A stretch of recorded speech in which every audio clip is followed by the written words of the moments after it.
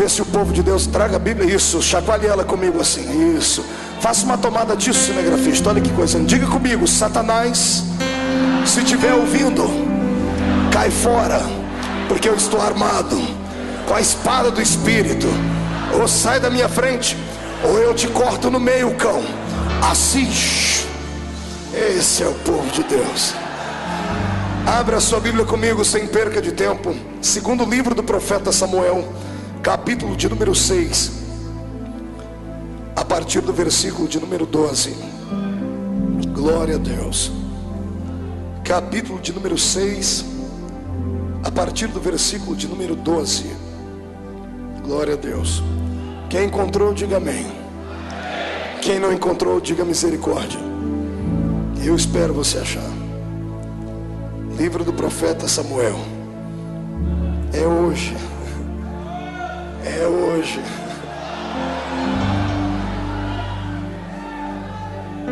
Está escrito assim: então avisaram a Davi dizendo: abençoou o Senhor a casa de Obed-edom e tudo quanto tem por amor da arca de Deus.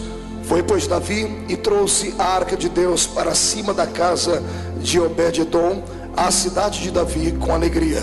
E sucedeu que quando os que levavam a arca do Senhor tinham dado 6 passos, sacrificava ele bois e carneiros cevados.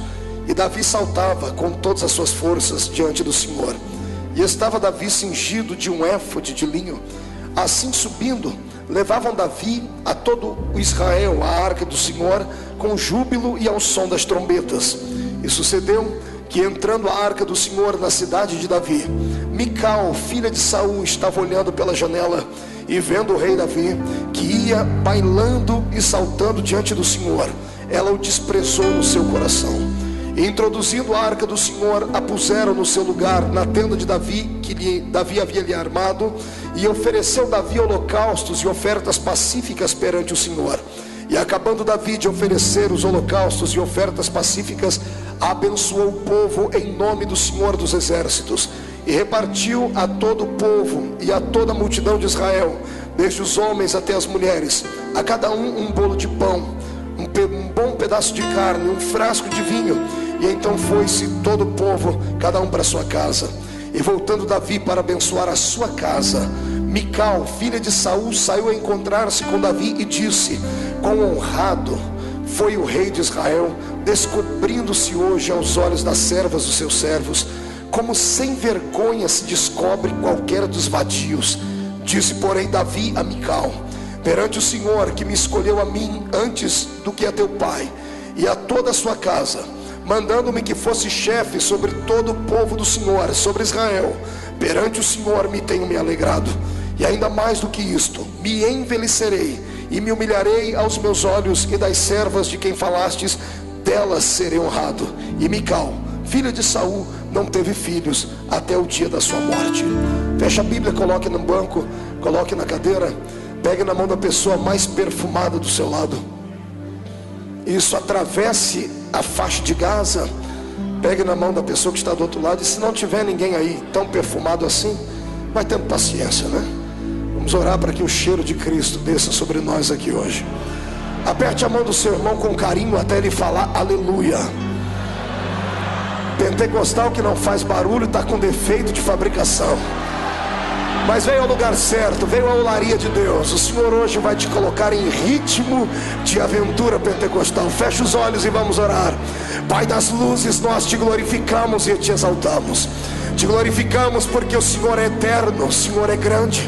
Não há nada e não há ninguém maior do que a sua presença.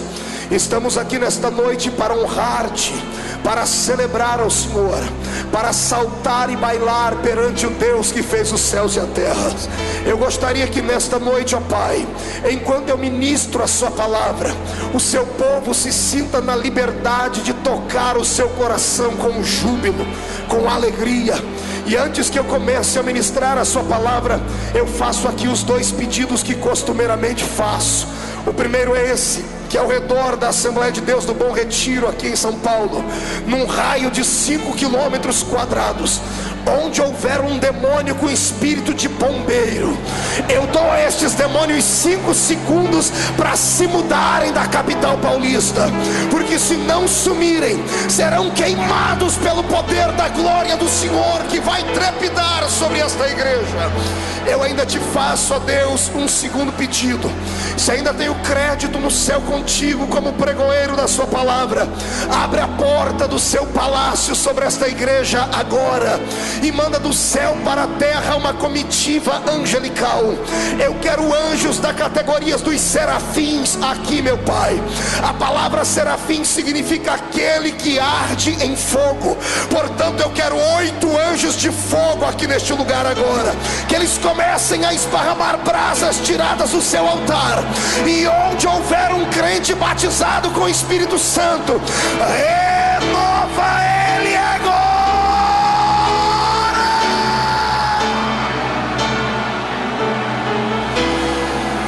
Urianderei shuribikaralabakandara surekanderei biaraturia makandara baga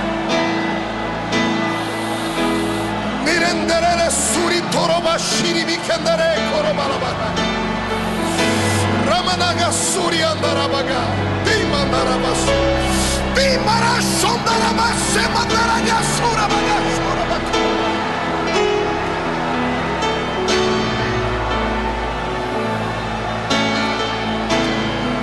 Não precisas da minha ajuda para nada, Senhor. Tu és onipotente. Mostra a sua onipotência a esses corações esta noite, no nome de Jesus Cristo, seu Filho amado e eterno. Amém e amém. Os que podem, levante um dedo de profeta para cima comigo. Aponte o dedo no nariz do seu irmão com respeito e diga para ele: escute aqui, cidadão. Este culto é o culto do povo mais louco de São Paulo.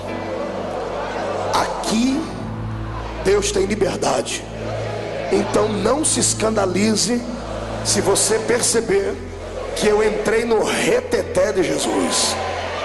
Amém? Quem crê nisso, dê um grito de glória a Deus. Aplauda Jesus. Aleluia. Tome o seu assento. Glória a Deus.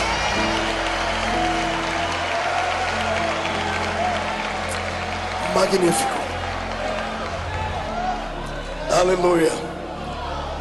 Eu não vou nem perguntar se os pentecostais chegaram, porque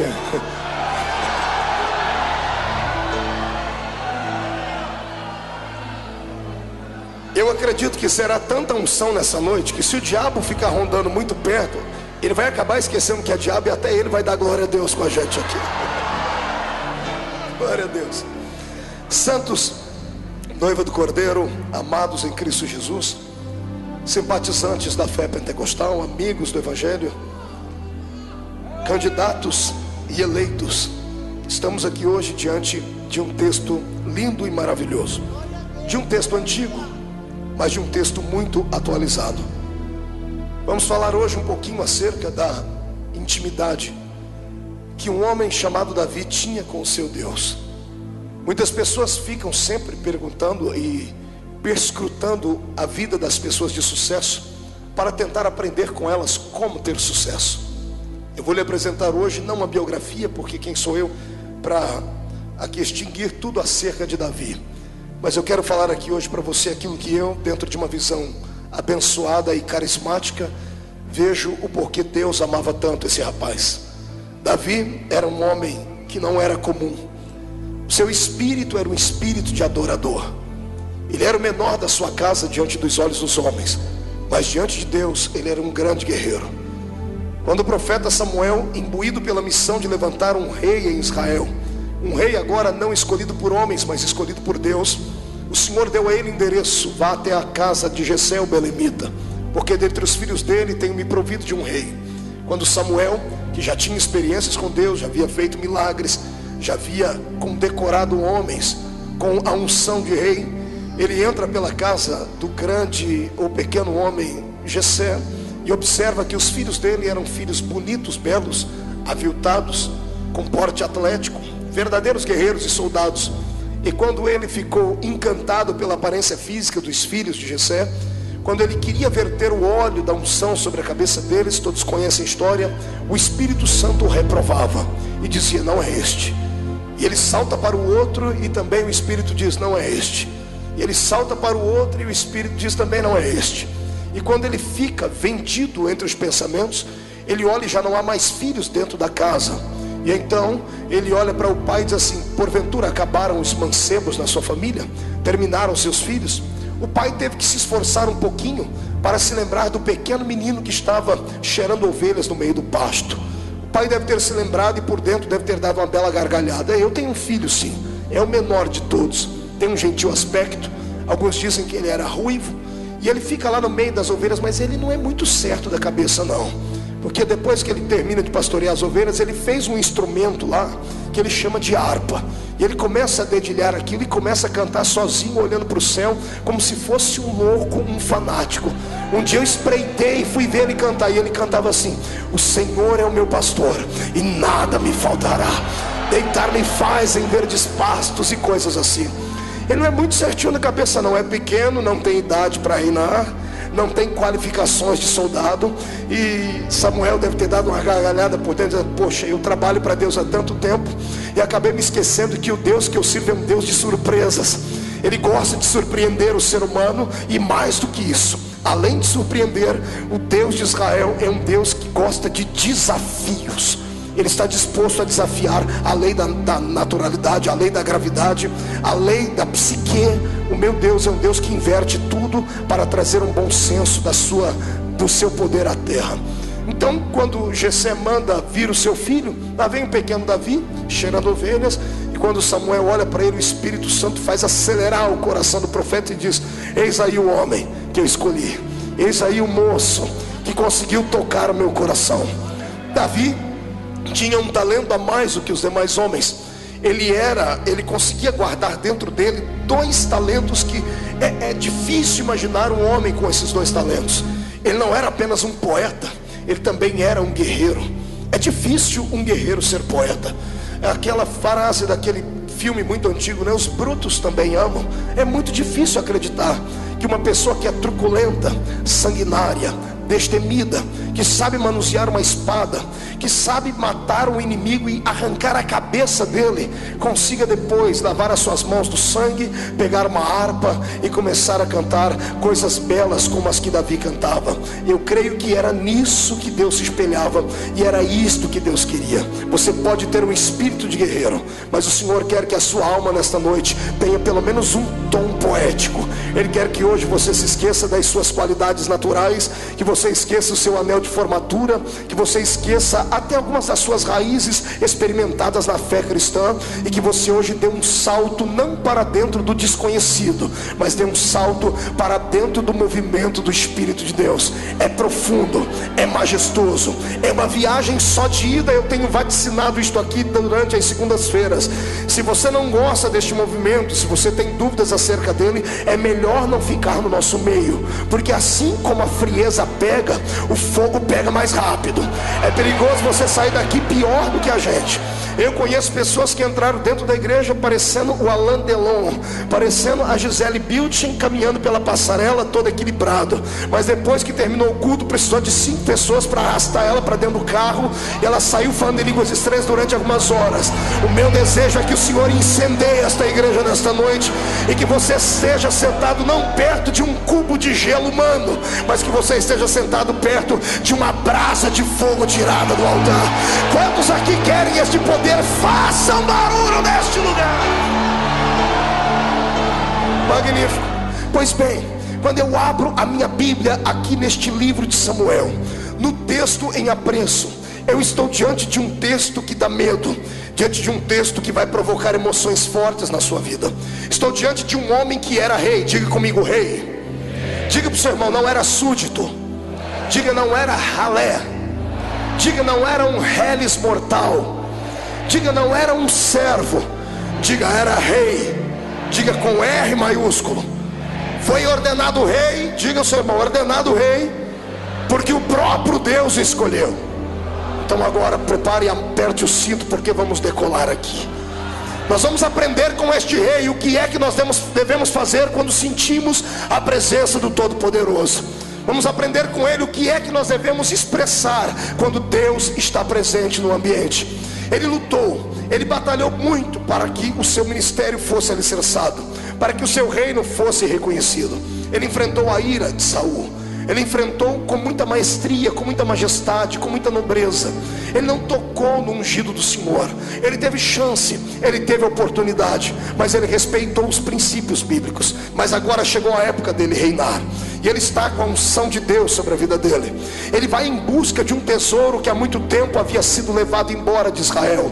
Ele sai em busca da arca do testemunho, ou da arca do concerto. Apenas a título de lembrança, esta arca era um objeto, era um utensílio sagrado, feito de madeira e revestido com uma pintura de ouro. Em cima dela haviam 2 querubins feitos de madeira também e pintados a ouro. A tampa desta arca chamava-se propiciatório. Isto aqui nos faz lembrar da época em que Deus arranca Israel do Egito e os leva em direção à terra prometida. No meio do caminho, Israel tinha dificuldades em adorar a Deus, porque passaram muito tempo dentro do Egito, centenas de anos, e acabaram com seu espírito acostumados a adorar um Deus que eles podiam ver. Acostumaram a adorar apenas onde tinha um lugar próprio para isso. Eles haviam se esquecido que o seu Deus era muito maior do que templos, era muito maior do que estátuas. Mas Deus entendeu isso. E quando Deus viu que eles tinham dificuldades de adorar o Senhor no meio do deserto, o Senhor chamou Moisés e disse: Moisés, vamos construir então um templo móvel. E colocou o nome nele de tabernáculo. A confecção do tabernáculo foi linda, foi majestosa. O povo participou, o povo contribuiu.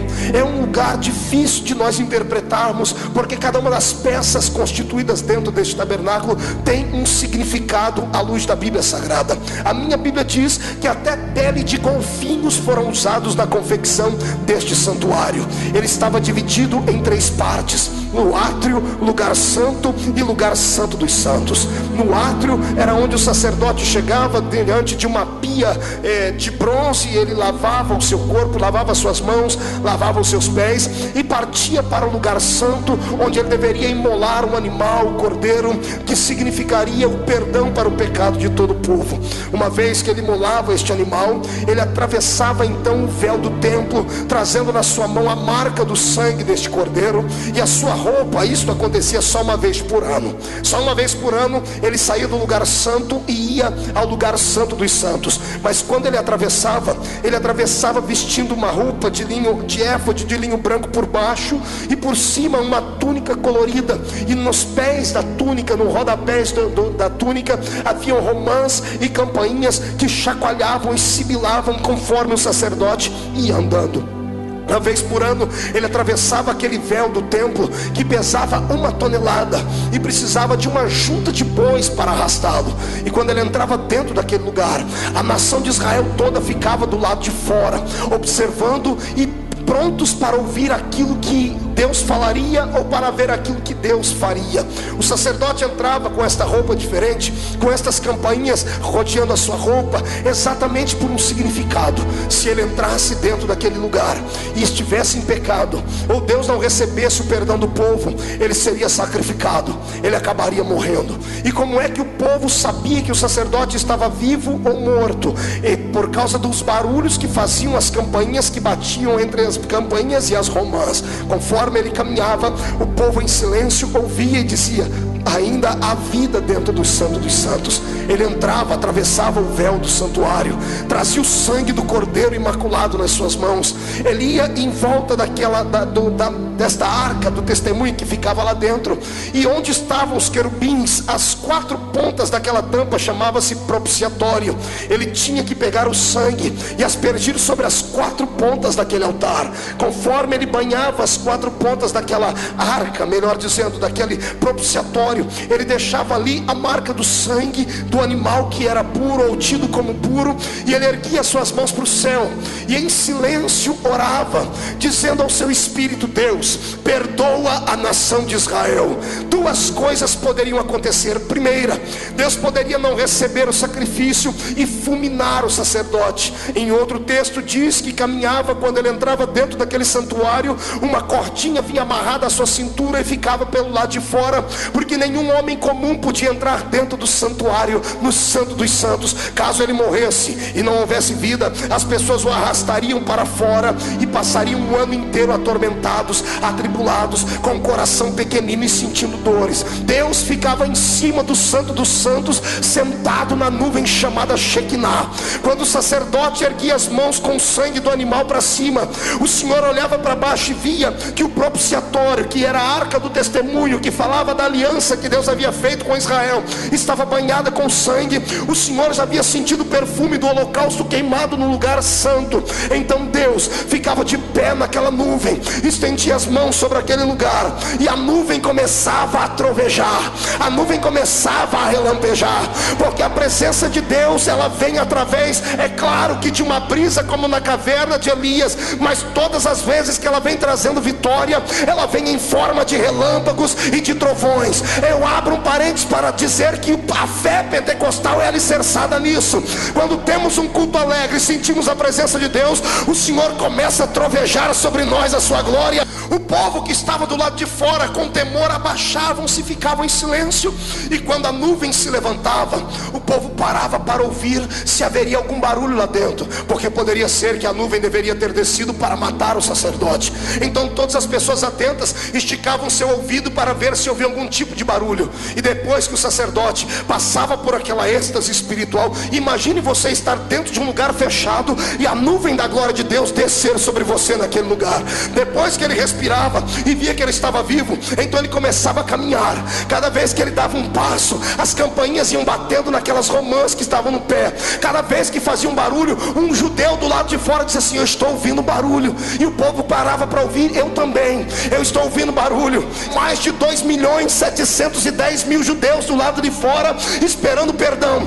Quando a notícia esparramava, 2.700.000 pessoas gritavam: o sacerdote está vivo, porque ouvimos o seu barulho. O sacerdote está vivo, é sinal de que o Senhor nos perdoou. O sacerdote saía cambaleando daquele lugar por causa da glória do Senhor, atravessava o lugar santo dos santos, passava pelo lugar santo, ia até o átrio, e quando chegava na porta do átrio, ele estendia as mãos ensanguentadas ainda e dizia: paz e perdão sobre Israel. A história dos judeus diz que quem estava doente era curado, quem estava triste se alegrava, e haveria um ano de prosperidade naquele lugar. Quando eu falo dessas coisas, eu traço aqui um paralelo com a minha vida e a sua. A minha Bíblia diz no livro de Apocalipse que tanto eu quanto você somos sacerdotes do Rei Jesus. Se há sacerdote aqui, eu quero convocar esses sacerdotes para ver se há barulho na vida dele. O que tem de sacerdote aí que a campainha não faz mais barulho,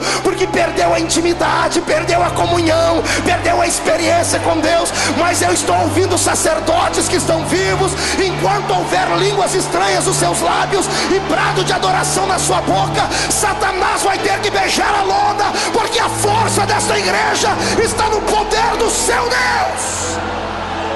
Aleluia.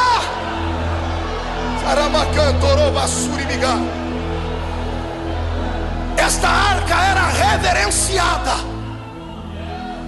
era respeitada, porque dentro dela iam 3 utensílios sagrados reconhecidos, e o quarto eu recebi por revelação. 3 utensílios reconhecidos: as tábuas da lei, a vara de Arão que havia florescido e o maná.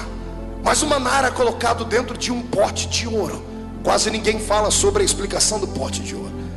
Quando esta arca estava dentro de Israel, trazia uma segurança para todo o povo, dizendo: se a arca está presente, o Deus da arca também está. Se o Deus da arca está presente, a lei é verdadeira. Se o Deus da arca está presente, a vara de Arão que floresceu trazendo a simplicidade do sacerdócio é real. Se a arca está presente, o maná que fala do alimento que sai da boca de Deus para o seu povo também é real. Mas quando Davi cercou Israel para ser o seu rei, a minha Bíblia diz que a arca estava fora de lá. A arca havia sido roubada. Toda vez que um líder peca contra Deus, a arca pagava o preço por isso.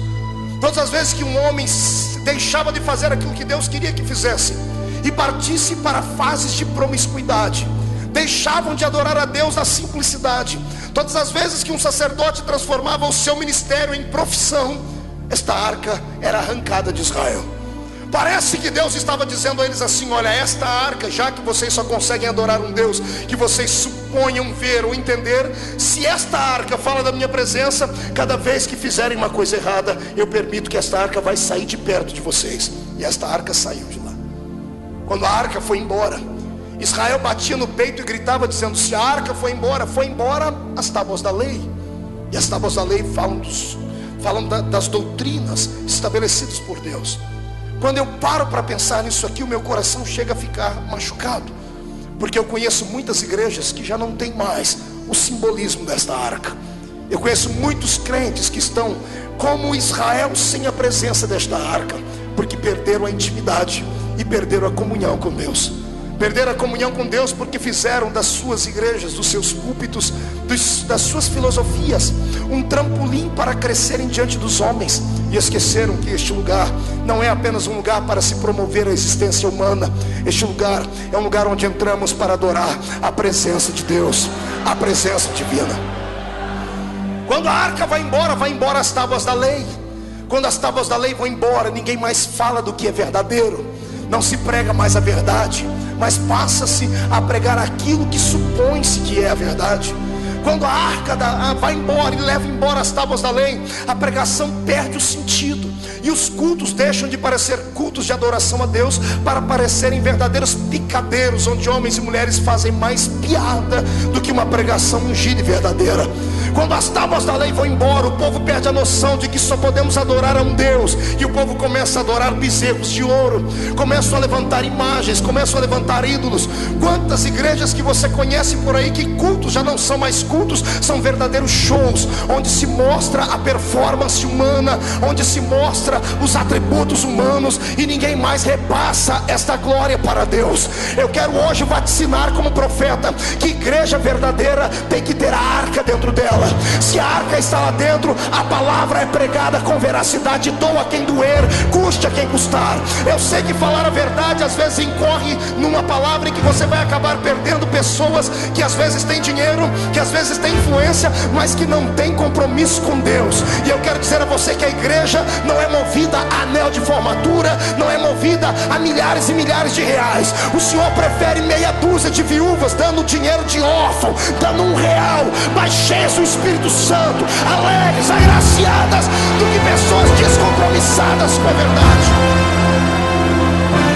Quando a arca de Deus vai embora, o povo fica cego, deixam de adorar ao verdadeiro Deus e fazem da igreja muitas coisas que ela não é. Algumas pessoas entram na igreja e pensam que na placa lá fora está escrito assim: banco, onde você pode conseguir todas as possibilidades da sua vida. Pregam um evangelho barateado e prostituído neste planeta. Eu já vi igrejas dentro desta capital que pregam um evangelho que é vertido apenas para dinheiro. O céu deles é um céu nesta terra. Eles não conhecem a Bíblia, porque o apóstolo Pedro deixou escrito aqui que o homem que espera em Cristo só nesta vida é o mais miserável de todos os homens. Ou seja, se você serve a Deus apenas por aquilo que Ele pode te dar na terra, você é um miserável. Jesus não quer que você siga Ele por aquilo que Ele pode te dar. Ele quer que você o ama por aquilo que Ele já te deu. Ele te deu o nome escrito no céu, Ele perdoou o seu pecado, Ele trouxe assistência dentro da sua vida.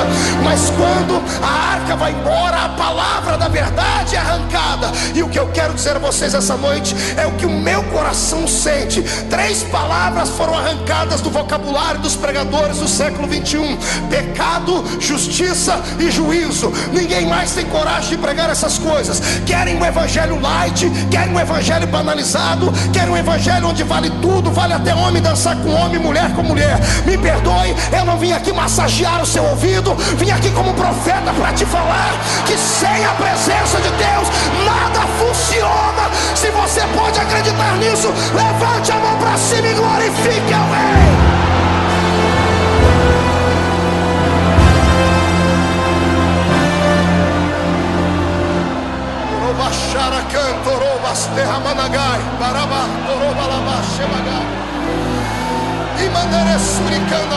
Levante as tuas mãos. Deus, se o Senhor está nesta mensagem, quer que eu continue ela, porque é pesada, meu Pai. Eu preciso sentir a sua presença aqui. Onde houver um crente que carece ouvir e tem coragem de ouvir, está disposto a ouvir, enche ele de poder agora. É glória.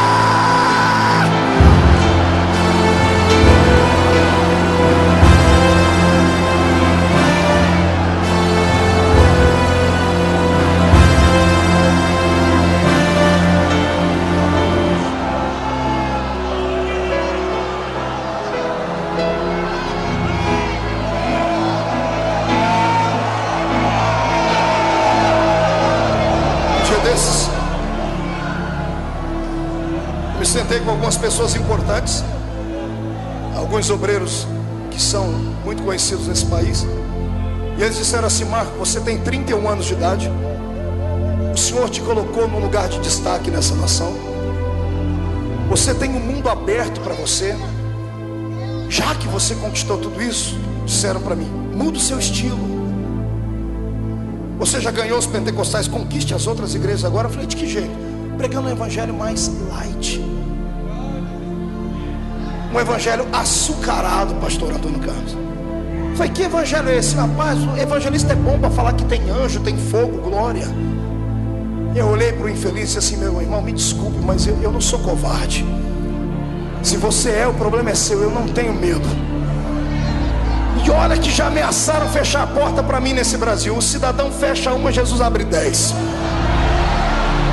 Eu sirvo a um Deus que está com os olhos impregnados dessa noite aqui nessa reunião.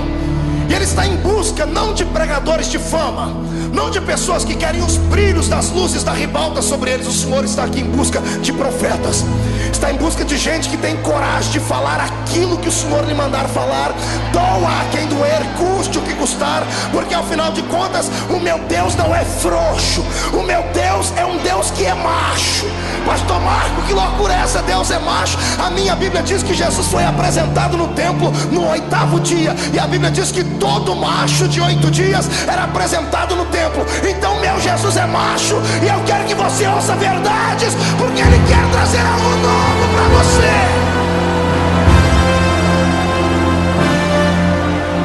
Quando vai embora a arca, vai embora as tábuas da lei. Junto com as tábuas da lei, vai embora a vara de Arão que floresceu, que fala da simplicidade da fé. Hoje a situação é tão melindrosa que nós temos os grupos dentro da igreja.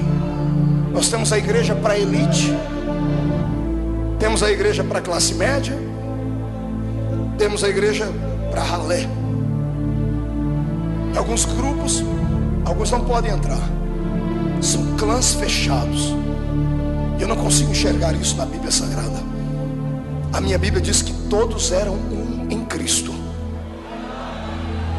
Talvez seja por isso que o Espírito Santo tem dificuldade de operar numa igreja como a nossa. Você já percebeu?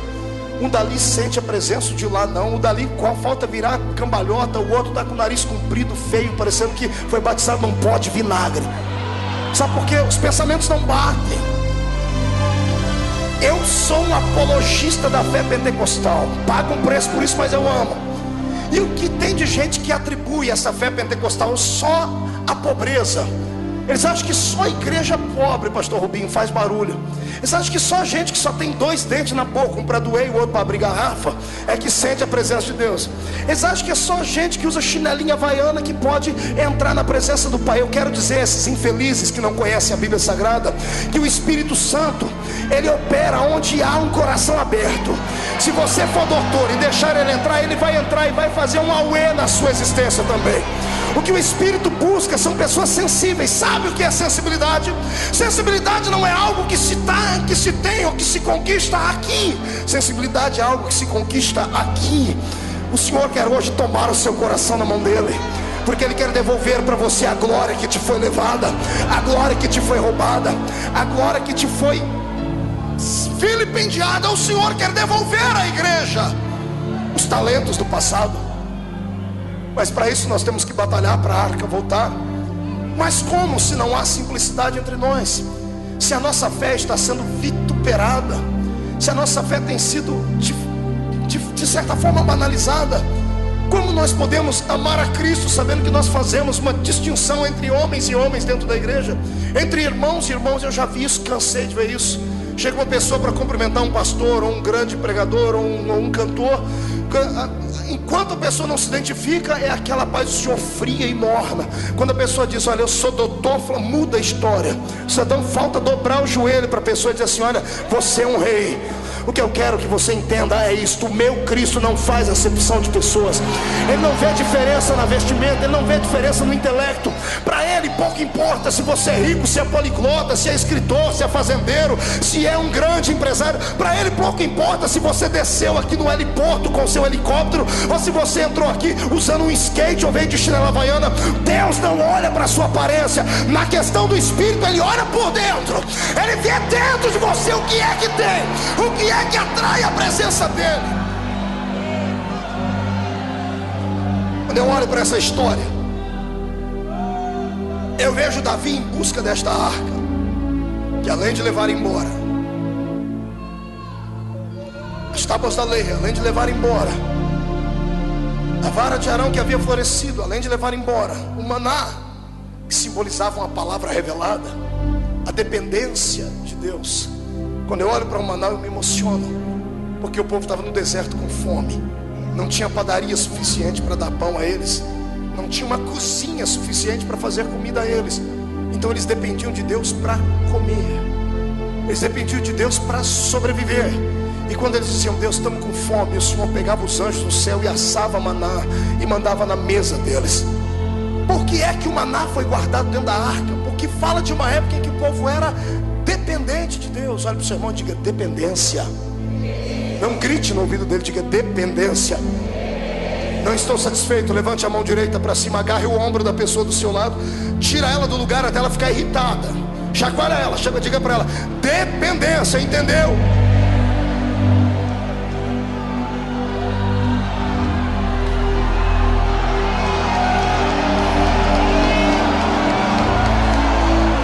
Sai da frente, Satanás, estamos em guerra.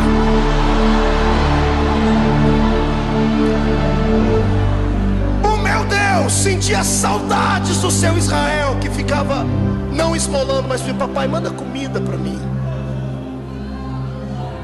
Se tem uma coisa que Deus ama e Ele é apaixonado, é por alguém que depende dele para alguma coisa, tá entendendo? Deus tem prazer em dar. O prazer de Deus é quando você acorda de manhãzinha lá, estica os braços e diz assim, dobra o joelho e diz, pai, hoje eu quero isso, quero isso, quero isso. Deus não anota, mas tem um anjo do lado dele, Deus vai estar anotando tudo aí, porque ele está pedindo, ele depende de mim. Ele não pediu para o médico, não pediu para o político, não pediu para ele pediu para mim. É meu filho, se é meu filho eu tenho que dar, eu vou dar, eu vou abrir a porta, eu vou fazer por onde.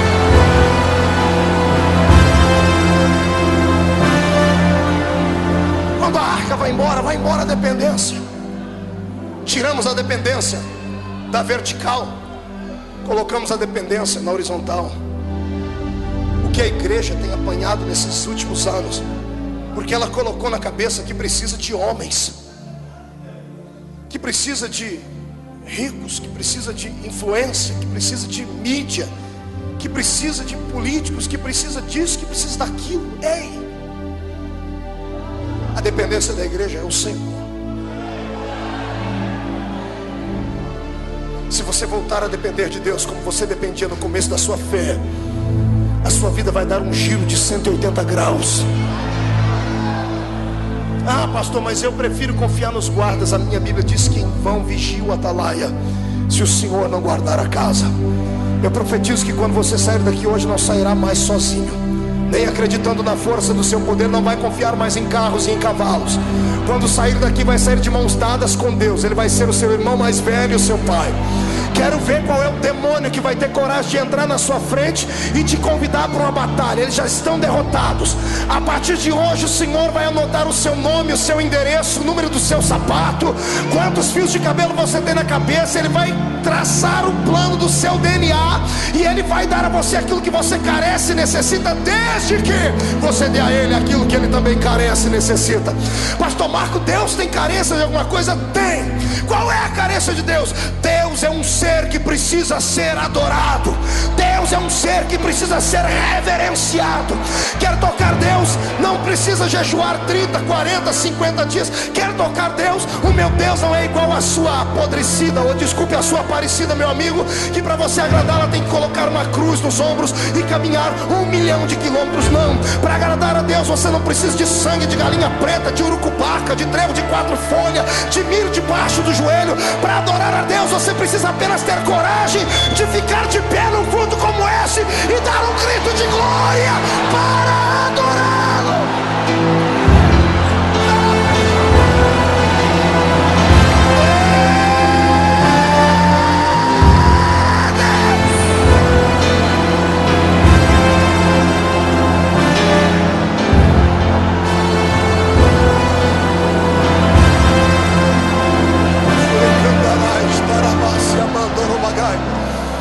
Segura um pouquinho.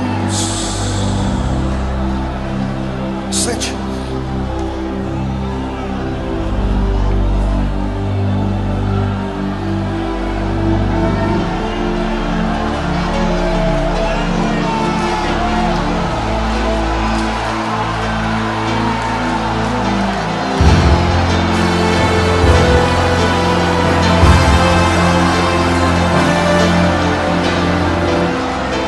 Não se assuste não, é a unção que estava em Davi, está descendo aqui. Sai da frente, Satanás, queremos adorar.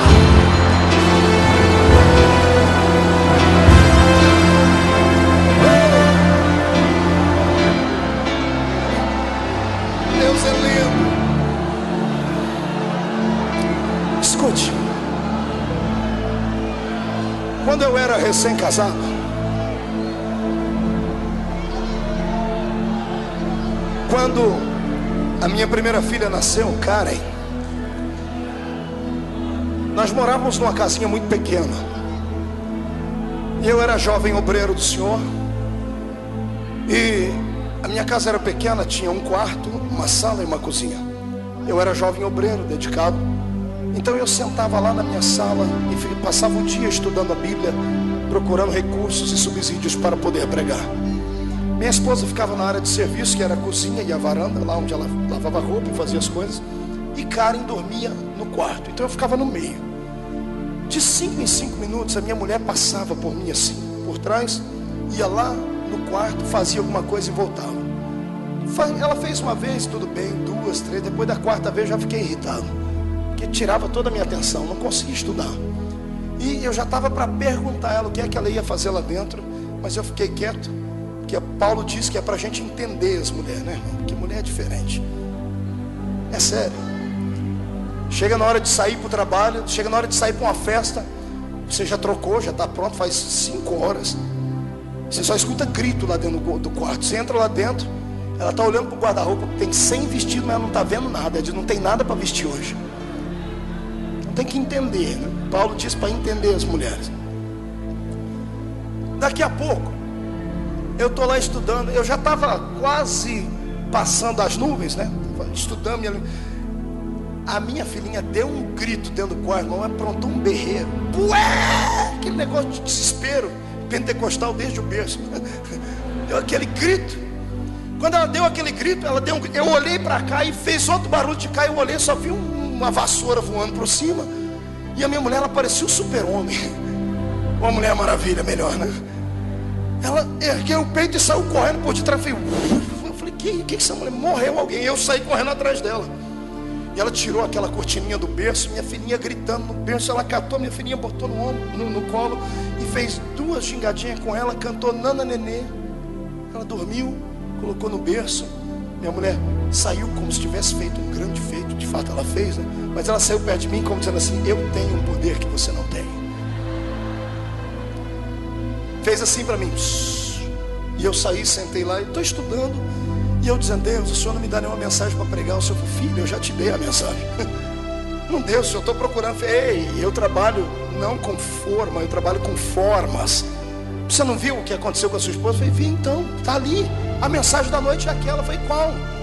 Filho, enquanto os meus filhos ficam quietos, eu fico, só passo por perto e olho e vou embora. Agora quando eles resolvem gritar, eu paro o que estou fazendo e cato eles no meu colo, seguro eles aqui, ó. Tá entendendo isso? Você entendeu isso? Quer chamar a atenção de Deus hoje? Então dá um grito aí pro inferno inteiro ser abalado,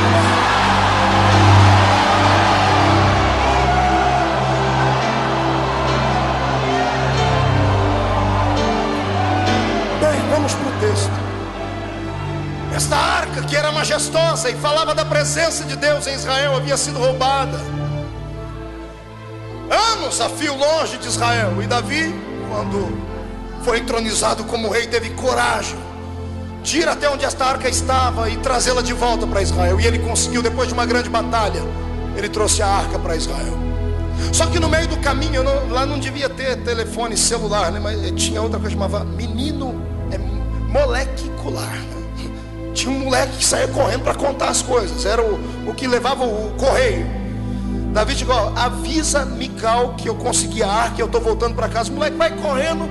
Daqui a pouco ele recebe outra notícia de Mical e ele volta. Davi, a rainha mandou dizer que ela vai preparar uma festa de pompa, uma festa de gala, uma festa digna de um grande rei. Tá aí, ela falou, ela deu as coordenadas. Aqui, o senhor tem que vestir a roupa de rei, colocar a sua coroa, preparar os seus guerreiros. Aí todos eles têm que estar limpos, perfumados, todos eles bem vestidos.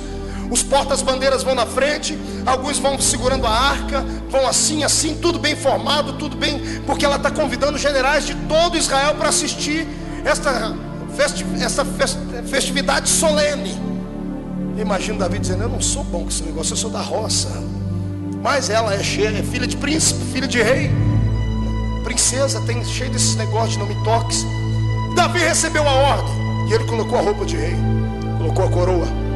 Seus cavaleiros estavam todos belos. Pela primeira vez na vida tomaram banho, os abençoados. Depois você lê lá sobre a caverna de Adulão, você vai ver quem eram os guerreiros dele. Então ele entrando dentro de Israel, porta-bandeira segurando a bandeira lá em cima, a arca vai na frente. Quando a arca passa pelos portões de Jerusalém, o rei que estava em cima da arca, lá dentro as pessoas vestindo roupas brancas, com folhinhas na mão, abanando. Um grupo bem bonitinho cantando uma música dos anos 50, dos Beatles. Estão num canto ali cantando alguma coisa. Tá todo mundo ali, a rainha está em cima da sacada da janela, olhando, dizendo assim: que lindo, ficou tudo perfeito. A festa vai ficar na memória, vai sair nas manchetes dos jornais. A festa mais organizada do Oriente. Quando Davi passa pela fortaleza de Jerusalém e ele olha para aquela arca, ele tira o olhar da arca e olha para o povo. E quando ele olha para o povo, ele sente o que Deus sentia. Ele vê que aquele povo precisava não de um rei, não precisavam de glamour nem de festa, eles precisavam da presença de Deus. A arca era um símbolo da presença de Deus. Quando Davi viu a arca entrando por dentro dos portões de Jerusalém, ele lembrou de todas as histórias que contaram para ele, que sacerdotes com a arca nos ombros pisaram dentro de um rio e o rio se abriu. Homens com a arca na frente venceram exércitos, atravessaram grandes muralhas, eles fizeram grandes feitos. E quando ele lembra das histórias que ele ouviu acerca da arca, sabe o que o rei faz? Ele pula de cima do cavalo, ele pega a coroa e dá para alguém segurar. Ele tira a roupa de rei, a indumentária real colorida, e ele fica só com uma roupa branca de éfode, de linho. A minha Bíblia diz que ele se despiu, ele ficou quase nu. E sabe o que ele fez? Chocou, ele escandalizou. O rei, que tinha que ter postura e compostura, desce do cavalo e ele começa a correr em volta da arca. Só que ele não está correndo. A minha Bíblia diz que ele começa a bailar, ele começa a dançar. Ninguém está entendendo nada.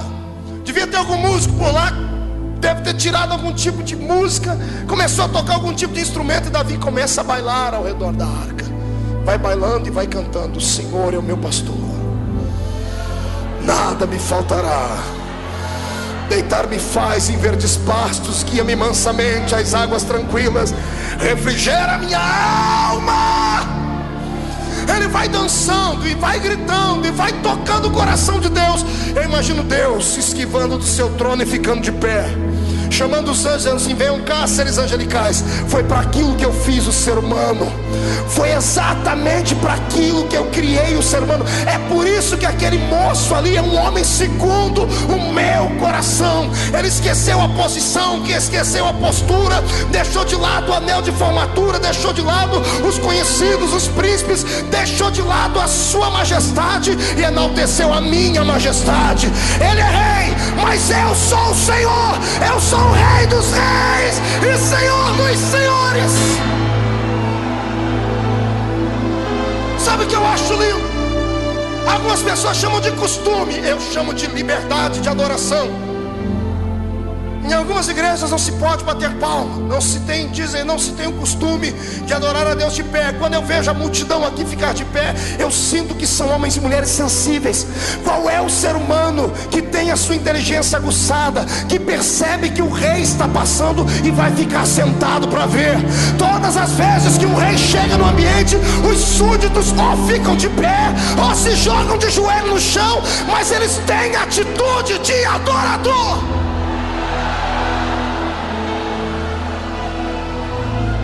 Brasileiro precisa aprender a adorar. Eu vou mais longe, o assembleiano precisa aprender a adorar. Precisamos aprender a dar a Deus aquilo que pertence a Ele. Não tem nada a ver com costume, tem a ver com necessidade da alma. Eu não salto e não grito porque quero. Você não acha que quando eu vejo as minhas fitas, raras vezes que vejo, eu não fico morrendo de vergonha dos golpes de Kung Fu que eu dou quando eu estou pregando?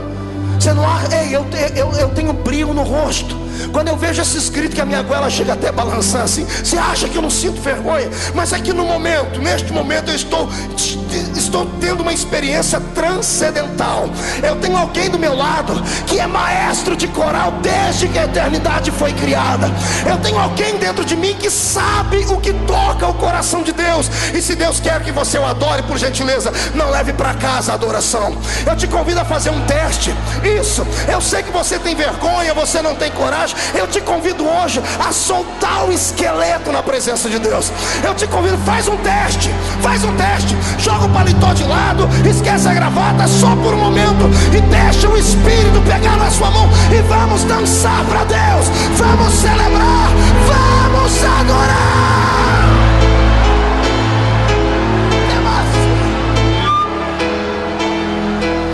Você não sabe o que você perde quando está no culto e fica em silêncio por muito tempo.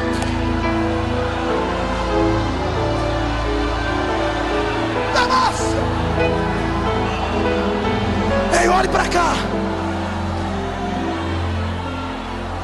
Não estou dizendo que o culto não tem que ser racional. Sim, tem que ser racional. Tem que ter equilíbrio, tem que ter ética. Mas o equilíbrio e a ética do Espírito são diferentes da nossa. Está entendendo? É uma questão de sobrevivência. A própria ciência diz que a pessoa que é mais alegre, que é extrovertida e expansiva, ela vive melhor. A ciência também prova que pessoas introvertidas, fechadas, acabrunhadas, com o coração endurecido, de personalidade muito forte, se criar um câncer dentro dela, o câncer tem mais facilidade de corroer as demais células por causa do estado de espírito dela. Pentecoste não é uma doutrina de loucos. Pentecoste é um bálsamo de Gileade para o espírito. Está entendendo isso? Uma vez eu preguei na África. Eu participei de um culto inesquecível. Haviam mais de 3.000 pessoas sentadas no chão. Não tinha teto. O muro da igreja era caindo aos pedaços e o povo sentado no chão batido de terra.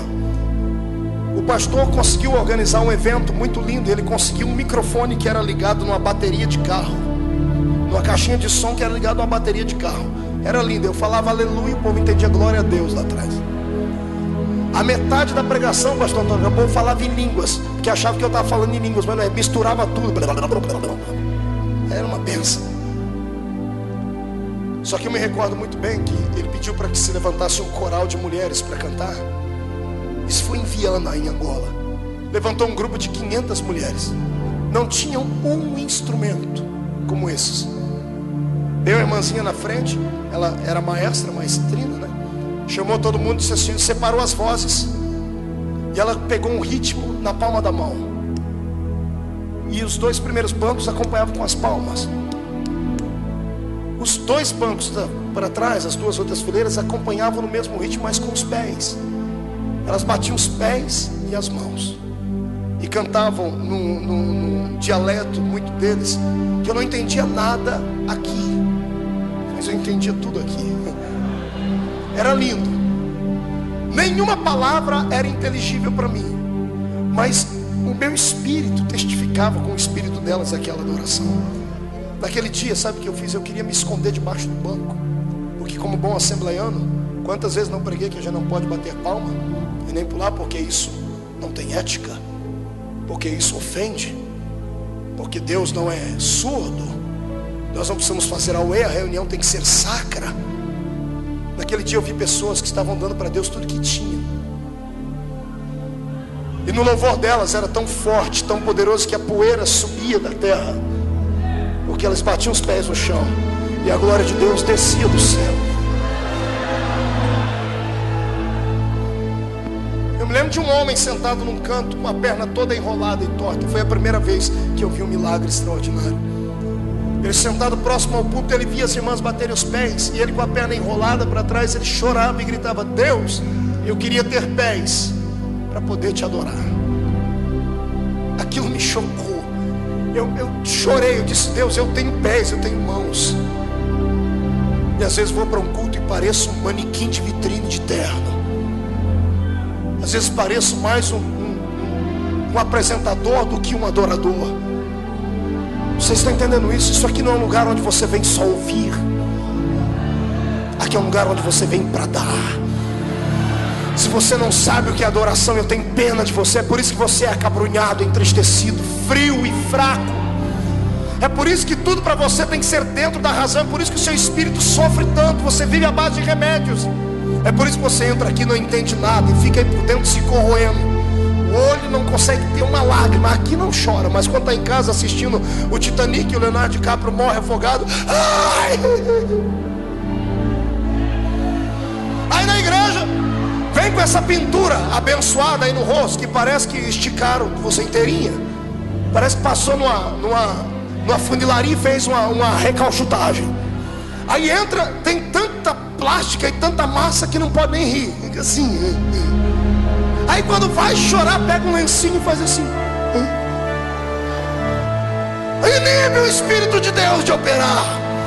Eu quero te convocar hoje. Saia daqui amarrotado, saia daqui borrado, saia daqui despenteado, mas saia daqui cheio da graça. Saia daqui feliz, alegre. Você tem um poder dentro de você que você não sabe a amplitude dele. Você tem uma autoridade guardada dentro de você, pentecostal, que você não conhece aquilo que tem. É como uma criança que tem uma arma de fogo na mão e não sabe o potencial dela. Pode acontecer uma miséria. Se você começar hoje a pedir a Deus para treinar o seu espírito e te ensinar o que é o poder pentecostal, você vai continuar caminhando com os pés na terra, mas a sua mente vai estar estacionada do lado do trono de Deus.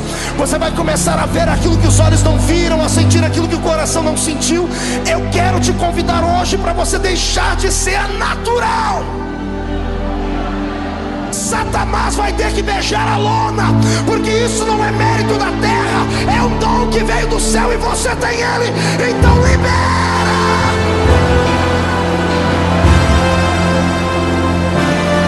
Eu quero dizer a você que este poder pentecostal não pode ser comprimido, não pode ficar ajustado a questões naturais. O Espírito Santo não está sujeito a homens. Ele é Deus, na sua totalidade ele é Deus. Se o homem acreditar, ele continua sendo Deus. Se não acreditar, ele ainda é Deus. E quando ele resolve soprar, e é o que está acontecendo aqui nas segundas-feiras, o Espírito resolveu soprar, e eu quero ver quem é que vai fazer o vento dele voltar para trás. Quem é que vai fazer? Ele vai continuar soprando na sua vida. Levante a mão para cima, bata no peito, bata até fazer barulho. Olha para a pessoa do side e diga assim: eu não sei você, Diga: eu sei que é meio estranho, mas parece que é real. Diga: funcionou com aquele que está no púlpito. Diga: vai funcionar com a gente. Diga para ele: em nome de Jesus, aqui dentro de mim tem uma brasa de fogo. Diga: me ajuda a não apagá-la. Diga: Senhor, me ajuda a deixar ela acesa. Então, pelo amor de Deus, incendeia ela. Abre a sua boca, adora. Adora de pé, adora sentado, adora correndo, adora, adora, adora. Deixa ele te tomar.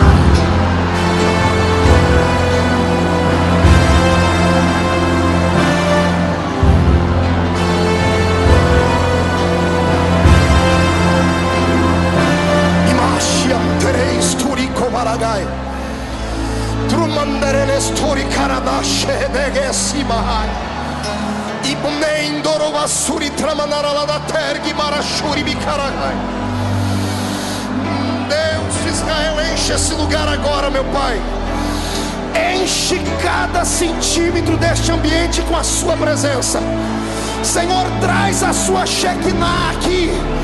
Comece a trovejar a sua unção. Onde houver alguém que não fale em línguas, que seja batizado agora. Que fale em línguas agora. Agora, agora, agora.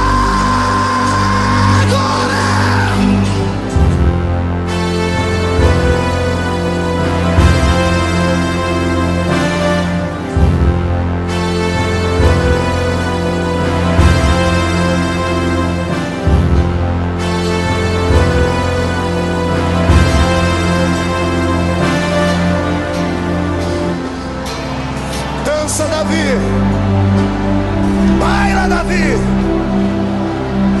A arca está voltando, adore a dele. Sente mais um pouquinho, vou terminar.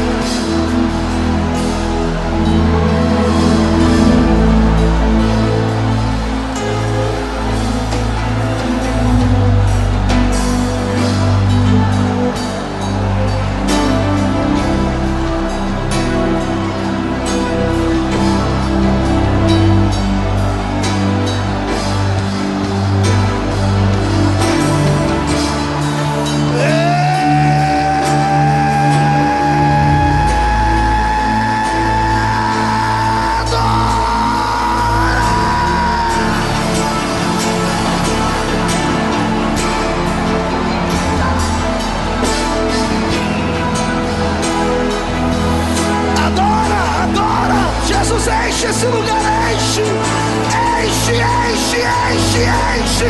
Queima com o seu poder, queima, queima, queima, mas queima agora.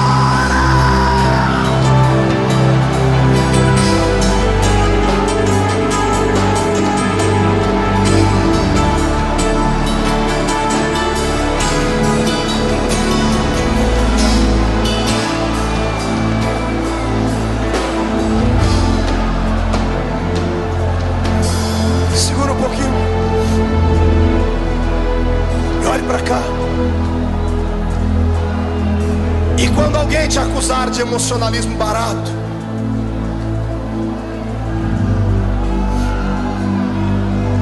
e quando alguém disser que você tem uma mente desequilibrada,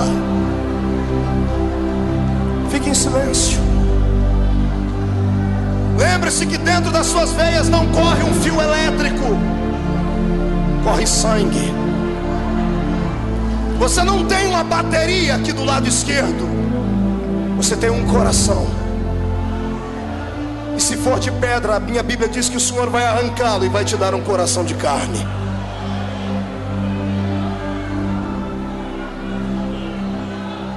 Davi dançou, Davi bailou, Davi escandalizou. E o que eu acho lindo é que os soldados dele, quando viram o líder dançando, deve ter dançado também. Eu quero que você imagine aqueles homens com aqueles peitos cabeludos, aquele queixo quadrado, com aquelas espadas na mão grandão, dançando de ciranda a cirandinha em volta da arca. Mical estava quase tendo um ataque em cima da janela. Eu tenho medo de crente que fica em cima da janela. O meu Deus não quer que ninguém fique em cima da janela. Pergunte para mim por quê. Eu não ouvi. Porque quem está em cima da janela não dá para entender se ele está dentro ou se ele está fora.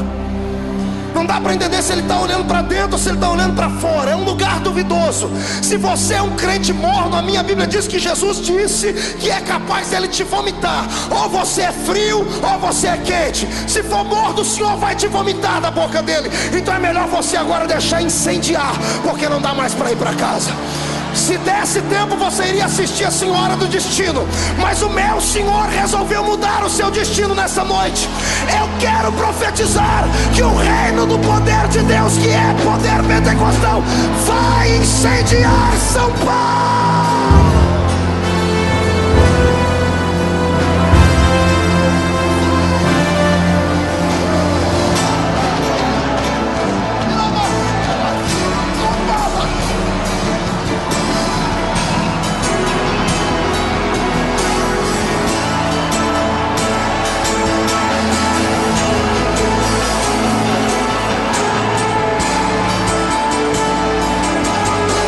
Chamar de louco, deixa de chamar quadrado. Eu quero é que você adore a Deus.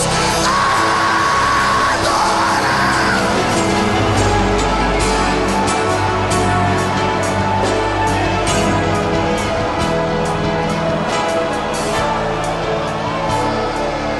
Fique de pé. Agarre a mão do seu irmão.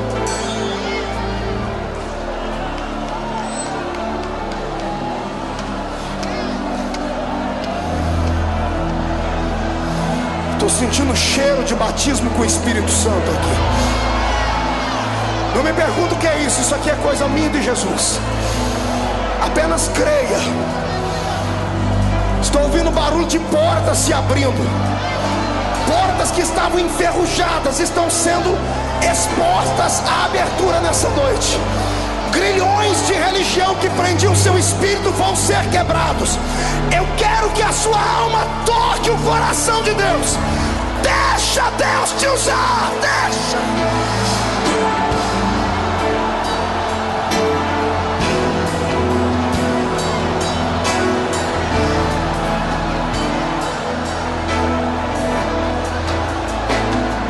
Pegue na mão do seu irmão e olhe para mim.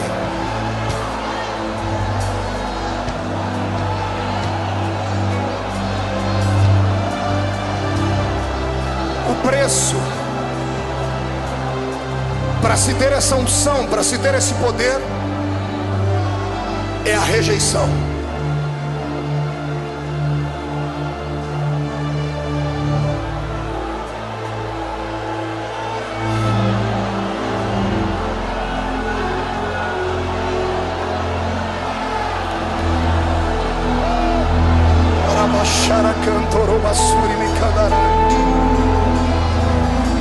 Olhe para cá. Aperte a mão do irmão e segure. Olhe para mim. O preço desta comunhão, o preço deste louvor, é exatamente a rejeição. Por que é que os homens rejeitam este movimento? Não rejeitam porque querem, rejeitam porque estão sem saber, sem tomar conhecimento, a serviço do próprio diabo. O único que não suporta este tipo de louvor é Satanás. O diabo sabe que nas danças, que no louvor, que nas músicas há poder. Quem já foi em terreiro de macumba sabe o que eu estou falando. Lá não tem silêncio, não tem trégua. No terreiro de macumba não tem bandeira branca para Deus. Eles dançam, eles bailam, fazem barulho, urram. E por que aqui na igreja nós temos que esfriar? Volto a dizer, eu não quero que você seja louco, nem que as pessoas venham, não importa o que as pessoas, mas eu não quero que você seja desequilibrado, não é isso. Eu quero que você tenha mais liberdade para adorar a Deus. E fazer igual o irmãozinho da roça, que o irmão Eliseu Gomes, que é meu amigo, mora nos Estados Unidos, cantou um dia numa das suas modas de viola. Conhece a história do Bento? Bento morava na roça, ia na igreja, e ele chegava na igreja, fazia muito barulho, era muito alegre, andava de sapato furado, mas quando chegava no culto, a alegria do Senhor invadia ele e era tremendo. E o pastor na cidade ia receber uma pessoa importante na igreja, que era um médico, um advogado, sei lá. E o pastor lembrou do Bento, disse: o Bento vai escandalizar o médico, o doutor. Foi na casa do Bento antes, sentou com ele e disse: Bento, ô pastor, o senhor aqui, que alegria. E já começou a dar aqueles pipocos de glória. E o pastor disse: Bento, eu vim conversar com você. O que foi, pastor? Eu queria que você não gritasse no culto de domingo. Pastor, mas é a única coisa boa que eu faço. Bento, não faz. Mas por quê? Vai ter um médico lá, um advogado, é uma pessoa muito culta, ele pode se assustar e nunca mais voltar, e nós precisamos ganhar a alma dele. Mas pastor, Bento, a gente faz um negócio. O pastor olhou para o pé dele, um sapato furado, e disse assim: olha, eu te dou uma botina, te dou um par de botina sola de pneu novinha. Se você ficar até o fim do culto em silêncio, sem dar os seus gritos, eu te dou a botina. Combinado? Pastor, eu quero uma botina. Então, combinado? Foi para o culto. O doutor chegou, e chegou também os crentes alegres. E o pastor pregou uma mensagem até light, mas o espírito do Bento era alegre demais. Quando o pastor dava aquelas mensagens, aqueles jargões de fé, o Bento ia gritar, ele lembrava da botina, ele segurava no banco. Outra pessoa ia cantar, o pastor olhava para o Bento. Quando o Bento ia gritar, o pastor apontava para o pé e dizia: botina. Quando faltou 10 minutos para acabar o culto, as favas com botina. Bento deu um pulo para cima, deu um grito e disse: glória a Deus, com botina ou sem botina? Glória a Deus! Eu quero saber quantas pessoas aqui gostariam de ser adoradores maiores do que são. Gostariam de saber tocar e cantar as melodias das notas musicais que os anjos cantam. Gente que gostaria de poder tocar a Deus com danças, com saltos, com alaridos, com gritos. Gente que nessa noite está disposto a tudo, até a ser chamado de louco, de desequilibrado, de fanático. Gente que quer adorar o seu Deus porque acredita que a arca está voltando para sua casa, para sua família, está voltando para sua igreja. Eu profetizo que algumas labaredas vão sair daqui hoje e vão incendiar a igreja deles. A partir desta noite haverá uma remoção de todo o entulho que há lá, e o Senhor vai derramar uma unção de projetos de glória naquele lugar. Se eu tenho aqui gente que quer ser mais adorador do que é, sai do seu lugar e venha ficar em pé aqui perto de mim nesse lugar. Eita Deus,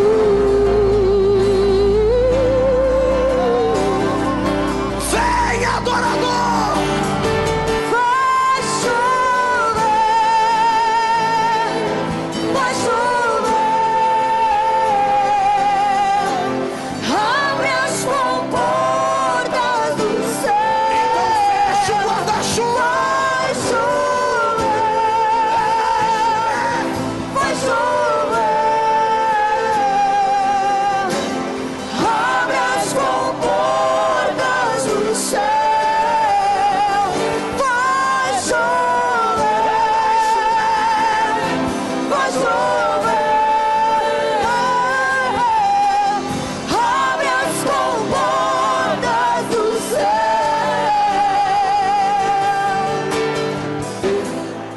Do seu irmão, pegue no braço da sua irmã.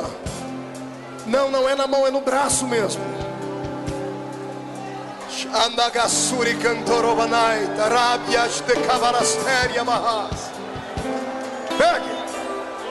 Pegue no braço deles. Peça licença e agarre ele pelo braço ou ela.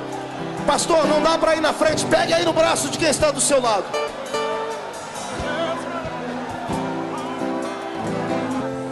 Eu disse a Jesus que eu gostaria que nessa noite acontecesse aqui nessa igreja, na mesma intensidade do que aconteceu lá no cenáculo no dia de Pentecoste. Eu pedi a Deus que Ele derramasse sobre esta igreja hoje uma unção de fogo e glória. Mas uma unção que será inquestionável.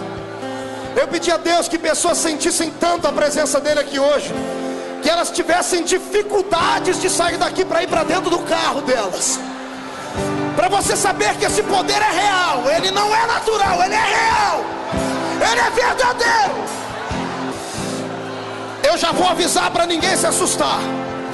Aqueles que já falam em línguas, se prepare, porque serão impactados. Vão receber dom de orar em outros idiomas. Aqueles que não são batizados com o Espírito Santo serão batizados. Aqueles que têm mais sensibilidade serão arrebatados. Meu Deus, ore comigo e diga assim: Deus, eu quero, eu preciso descobrir os segredos e os mistérios da adoração. Eu já sei que eu nasci para isso, e eu sei que existem algumas pessoas que são mais sensíveis, que conseguem te tocar de uma maneira diferente, como Davi. E eu quero hoje que o Espírito que operava em Davi não encontre barreiras para operar em mim. Espírito Santo, Espírito Santo, eu quero hoje sentir uma unção concreta, pesada. Eu quero que o meu corpo reaja. Eu quero sentir a sua presença como eu nunca antes senti.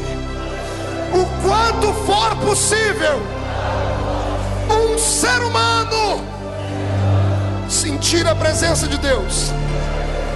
Eu me candidato agora. Eu te desafio a soprar sobre mim o vento do Pentecoste. Mas não sopra uma brisa, sopra um furacão. E não importa se eu vou pular, se eu vou gritar, se eu vou ser arrebatado, se eu vou profetizar, não importa. Eu só vou ficar satisfeito se eu sentir a sua presença aqui. Como profeta de Deus desta noite, eu profetizo agora que as comportas do céu estão escancaradas sobre a Assembleia de Deus do Bom Retiro. E onde houver um crente que deseja que ele receba poder até ficar embriagado, agora, já!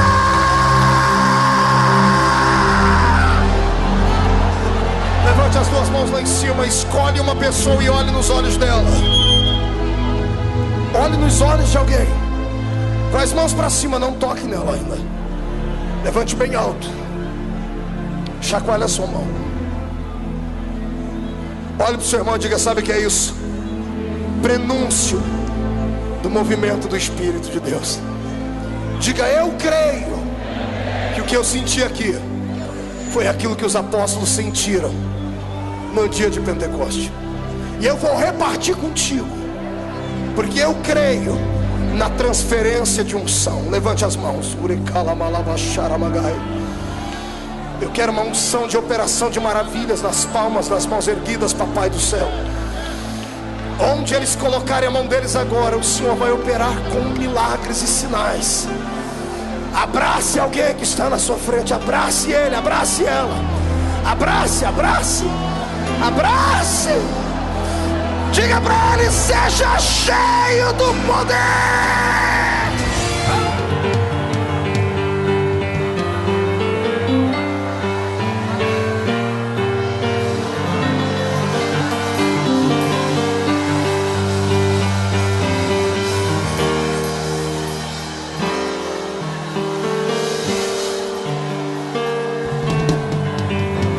Jesus vai te batizar com o Espírito Santo antes de chegar em casa. 1,5. A arca está voltando para dentro da sua família. 2. A sua igreja será renovada como nunca antes. 2,5, São Paulo vai fumegar.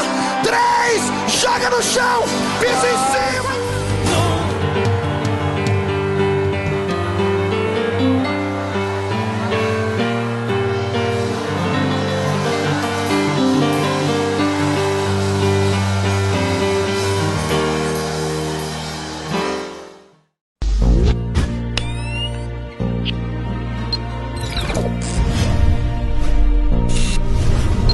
Bem-vindo a Filadélfia Produções. Você é importante para nós. Apocalipse 3:8. Conheço as tuas obras, e eis que diante de ti pus uma porta aberta, e que ninguém pode fechar. Tendo pouca força, guardaste a minha palavra, e não negaste o meu nome.